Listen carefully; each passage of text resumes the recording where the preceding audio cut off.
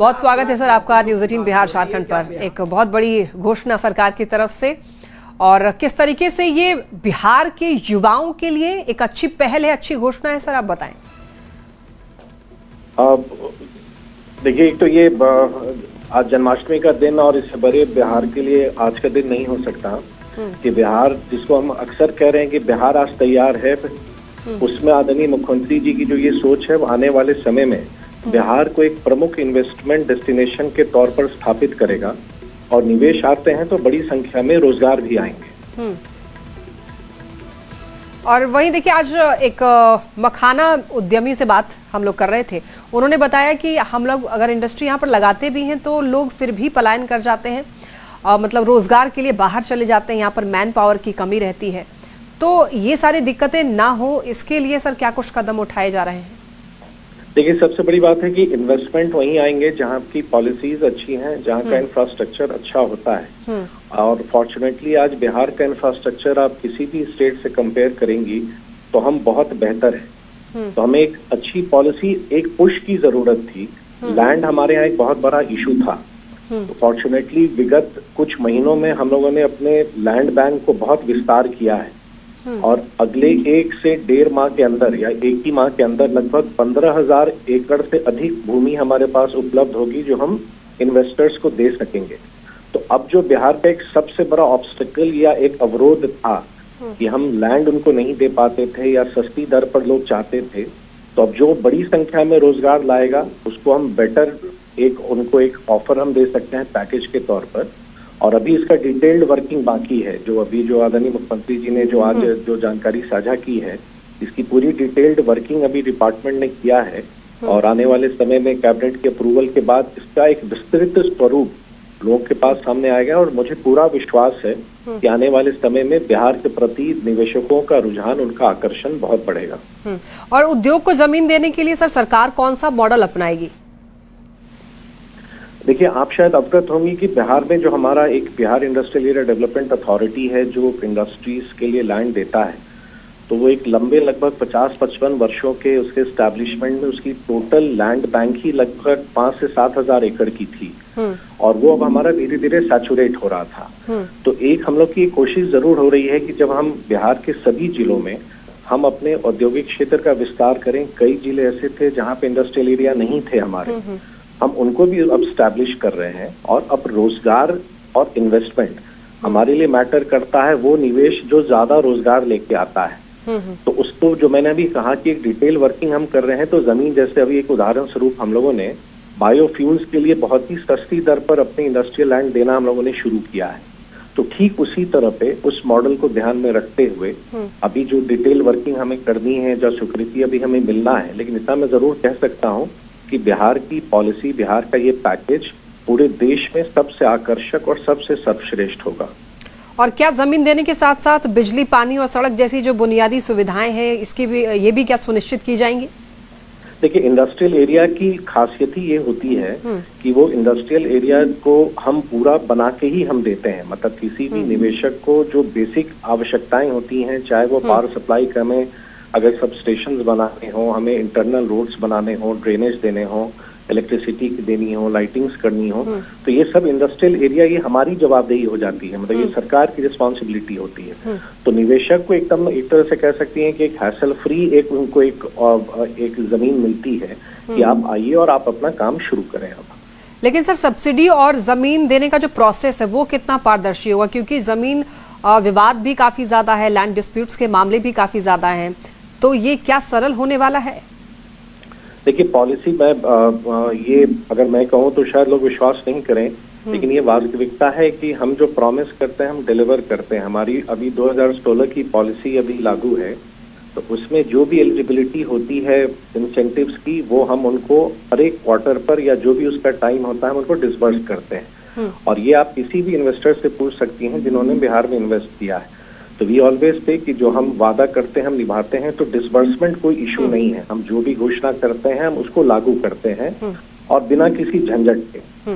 Land acquisition का जो आपने कहा, जब सरकार भूमि दे रही है तो किसी भी निवेशक को उसकी चिंता करने की आवश्यकता नहीं है, क्योंकि पूरी जवाबदेही सरकार की होती है। तो हम उनको हैसल फ्री किसी भी झंझट के बिना हम उनको लैंड उपलब्ध कराएंगे। इसलिए हम लोग प्रेफर करते हैं कि जो निवेशक आए वो इंडस्ट्रियल एरिया की जमीन पर ही आए। ठीक है। और सर ये 6 महीने की बात आप लोग कर रहे हैं, साथ ही अगले कुछ ही महीने में सर चुनाव भी है, तो क्या ऐसे में ये संभव हो पाएगा? हमारी जो 2016 की पॉलिसी थी वो 31 मार्च को समाप्त हो गई, तो उसको अभी हम लोगों ने एक्सटेंड किया है। तो उसमें ये आने के बाद एक नया हमें एक तरह से आप कह सकती हैं, आप इसको औद्योगिक नीति या इसको विशेष रूप से एक पैकेज के स्वरूप में देख सकते हैं। और फिर ये सरकार के ऊपर होता है। अभी तो इसकी जो मोडालिटीज हैं, जो डिटेल नोटिफिकेशन है वो निकलेगा, और जब इंटरेस्ट लोगों का बढ़ेगा तो ये तो सरकार के ऊपर है कि इस पैकेज को या इसका जो ड्यूरेशन है उसके बारे में अगर फिर पुनर्विचार करना चाहे करें। लेकिन मुझे पूरा विश्वास है कि जो 1,81,000 करोड़ का हम लोगों ने लास्ट ईयर MOU साइन किया, जो बिहार के इतिहास में कभी नहीं हुआ, उस MOU को और आने वाले समय में और भी बड़े प्रोजेक्ट्स को जमीन पर उतारने में आदरणीय मुख्यमंत्री जी जिन्होंने जो आज घोषणा की है इस पैकेज की, उससे बिहार को बहुत बल मिलेगा, बहुत बड़ा पुश मिलेगा। और सर GST प्रोत्साहन राशि दोगुनी करने का जो फायदा है वो किसे मिलेगा? नए उद्योगों को या फिर पहले से जो लगे हुए उद्योग हैं उनको भी इसका फायदा होगा? देखिए, एक तो डिटेल मोडालिटी क्लियर होंगी जब हम नोटिफाई करते हैं, लेकिन ये सारे नए निवेशकों के लिए है। एग्जिस्टिंग जो हमारे निवेशक हैं they are covered under 2016 policy, जो 16 की पॉलिसी में है। और जब नई अभी जो ये घोषणा हुई है, मूलतः ये नए प्रोजेक्ट्स के लिए होगा, लेकिन साथ ही साथ हमारी जो औद्योगिक नीति होती है तो उसमें जो प्रावधान है या जो ड्यूरेशन होता है, जैसे 11 की पॉलिसी आई, 16 की पॉलिसी आई, तो time to time government policies लाती है। उसी में एक कहीं ना कहीं प्रोविजंस भी होता है कि अगर आपके जो एग्जिस्टिंग इन्वेस्टर्स हैं उनके लिए क्या हम कोई ऑप्शन देते हैं टू स्विच ओवर। लेकिन ये सारी बातें स्पष्ट हो पाएंगी जब हमारा ये डिटेल्ड नोटिफिकेशन हो जाता है, जो आदरणीय मुख्यमंत्री जी ने जिसकी आज घोषणा की है। ठीक है। और सर किस सेक्टर पर आप लोग ज्यादा फोकस कर रहे हैं, जैसे मैन्युफैक्चरिंग या फिर सर्विस या फिर एग्रीकल्चर बेस्ड ऐसे कोई उद्योग पर? देखिए, अभी तो पूरी भारत की कोशिश है कि हम एक मैन्युफैक्चरिंग हब के तौर पर हम अपने देश को स्थापित कर सकें, और बिहार में बहुत क्षमता है क्योंकि हम लेबर इंटेंसिव इंडस्ट्री मैन्युफैक्चरिंग ही होता है। तो उसके साथ साथ सर्विसेज डेफिनेटली, क्योंकि बिहार की जितनी प्रतिभाएं हैं वो सर्विस इंडस्ट्री में बहुत अच्छा वो कर सकती हैं। तो अगर आप कहें तो हमारा कोर कॉम्पिटेंस कहाँ है, तो हमारा कोर कॉम्पिटेंस आज के डेट में फूड प्रोसेसिंग में है, हमारा मैन्युफैक्चरिंग में है, बायोफ्यूल्स में है और IT सेक्टर में। और सर बिहार में क्या कोई लैंड बैंक अब तक बना है?